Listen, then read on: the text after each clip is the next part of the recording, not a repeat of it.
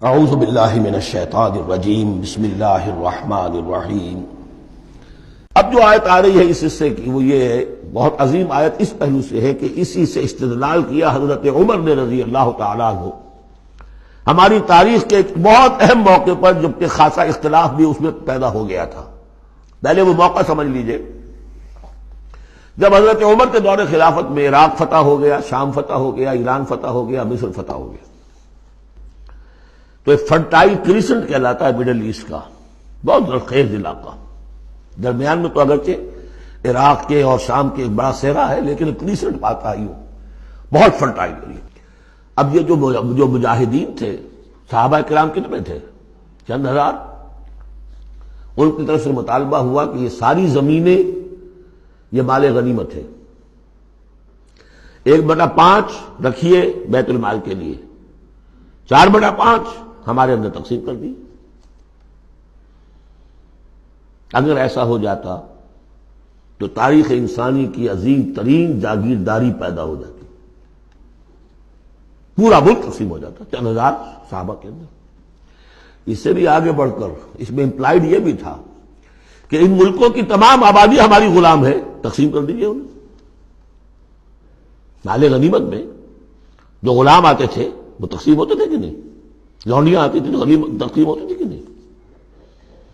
یہ اتنا بڑا مسئلہ تھا، حضرت عمر رضی اللہ تعالیٰ عنہ نے اس پر غور کیا، اور ان کی رائے یہ ہوئی کہ یہ جو مال ہے یہ مال فے شمار ہوگا، مال غنیمت نہیں۔ مال غنیمت صرف وہ ہوگا جو کسی جنگ میں مارکے کے عین مقام پر جو چیز ملے گی، جو تلواریں دشمن کے ہاتھ سے آپ کے ہاتھ لگ گئیں، زرہیں ہیں اور سامان ہے، یا بھیڑیں بکریاں ہیں، ان کے بھی تو راشن ساتھ ہوتے تھے کہ نہیں، گھوڑے ہیں، اونٹ ہیں، یا وہاں جو پی او ڈبلیوز ہوں گے، جو وہاں گرفتار ہوں گے، جو لڑنے والے، یا عورتیں اگر وہاں ساتھ ہوں گی، وہ کنیزیں بنائی جائیں گی۔ تو جو محاذ جنگ پر جو مال آئے گا وہ تو غنیمت ہے، لیکن پورا ملک، اب جنگ تو ایک ہوئی ہے، نہابند کی جنگ ہوئی ہے یا فلاں کسی اور کی جنگ ہوئی ہے، تو اس کے نتیجے میں تو پورا کا پورا ملک جو ہے کسی کے قبضے میں آ گیا۔ ساری حکومت جو تھی ابراہیم لودھی کی، پانی پت کی جنگ کے اندر وہ ہارا، اور ساری حکومت جو ہے وہ اب بابر کی ہو گئی۔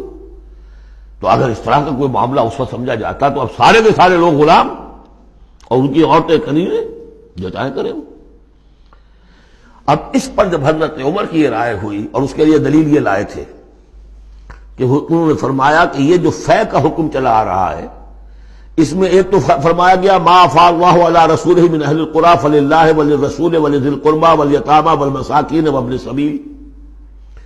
اگلی آیت میں فرمایا للفقراء المہاجرین الذین اخرجوا من دیارہم واموالہم۔ اسی کے ساتھ جوڑا انہوں نے اس آیت کو والذین جاؤوا من بعدہم، جو اور بعد میں آئیں گے۔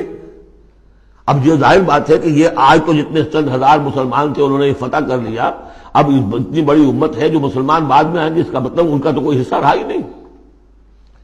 یہ بیت المال کی ملکیت قرار پائیں گی ساری زمینیں، تاکہ یہ امت مسلمہ کی ایک کلیکٹیو ملکیت ہو، collective ownership of the whole Muslim امہ، تاکہ اس سے جو بیت المال کے اندر خراج آئے گا، اس خراج سے تمام مسلمانوں کی بہبود، اور یہ کہ اللہ کے دین کی آگے نشر و اشاعت، اس کا ایک مکمل نظام، اور جو ہماری حدیں ہیں تو سرحدوں کے اوپر جو ہے فوجی پہرا، اس کے لیے باقاعدہ فوج رکھنا، اس کے لیے مسلسل جو ہے آمدنی چاہیے، اس سب کے لیے حضرت عمر نے کہا کہ یہ مال فے قرار پائے گا ان لوگوں کی اس آیت کی روح سے، کہ اس میں حق صرف انہی کا نہیں ہے کہ جو اس وقت ہیں، والذین جاؤوا من بعدہم، وہ جو لوگ ان کے بعد آئیں گے ان کا بھی اس کے اندر حق ہے۔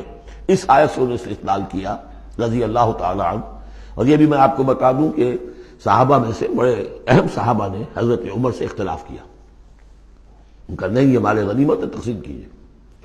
پھر یہ کہ ایک باقاعدہ جو ہے ایک کمیشن بنایا گیا، اس میں کچھ اوس کے، کچھ انصار اور کچھ جو ہے خزرج کے، ان کو ایک کمیشن بنایا گیا، انہوں نے غور کیا، سب کی بات سنی، اور پھر حضرت عمر رضی اللہ تعالیٰ عنہ کی رائے کے مطابق انہوں نے فیصلہ دیا، اور اسی پر پھر اجماع ہو گیا۔ اور اس سے اب مسلمان ممالک کے اندر جو اراضی ہیں ان کی دو مستقل قسمیں بن گئی ہیں، ایک اراضی عشری، ایک اراضی خراجی۔ عشری اراضی ان مسلمانوں کی قرار پائی اور اس علاقے کے مسلمانوں قرار پائے جو بغیر لڑے بھڑے ایمان لے آئے، جیسے مدینے کے لوگ۔ حضور نے مدینے کو فتح تو نہیں کیا بلکہ وہ تو خود لے کر آئے حضور کو، تو وہاں کی زمینیں انہی کے قبضے میں رہیں۔ عشری زمین قبضے میں ہوتی ہے، ملکیت ہوتی ہے مسلمان کی، اس میں سے عشر ہوگا پیداوار کا 10واں حصہ یا 20واں حصہ۔ یہ زمینیں کہ جہاں کسی قوم نے، کسی فوج نے لڑ بھڑ کر پھر شکست کھائی ہو یا پھر کسی اور طریقے سے فتح کیا گیا ہو ملک، اگر مسلمانوں نے فتح کیا ہو تو وہاں کی ساری زمینیں خراجی ہیں، وہ کسی کی انفرادی ملکیت نہیں ہے بلکہ اجتماعی ملکیت ہے۔ کلیکٹو اونرشپ آف لینڈ پہلی مرتبہ تاریخ انسانی میں حضرت عمر رضی اللہ تعالیٰ عنہ کے اس اجتہاد کے نتیجے میں وجود میں آیا ہے۔ کلیکٹو اونرشپ آف لینڈ، کہ یہ کسی کی انفرادی ملکیت نہیں ہے۔ جو ملک بھی فتح کیا گیا ہے بزور شمشیر طاقت کے ساتھ، اس کی زمینیں خراجی ہیں، عشری نہیں ہے، یعنی وہ مسلمانوں کی اجتماعی ملکیت ہے، انفرادی نہیں ہے۔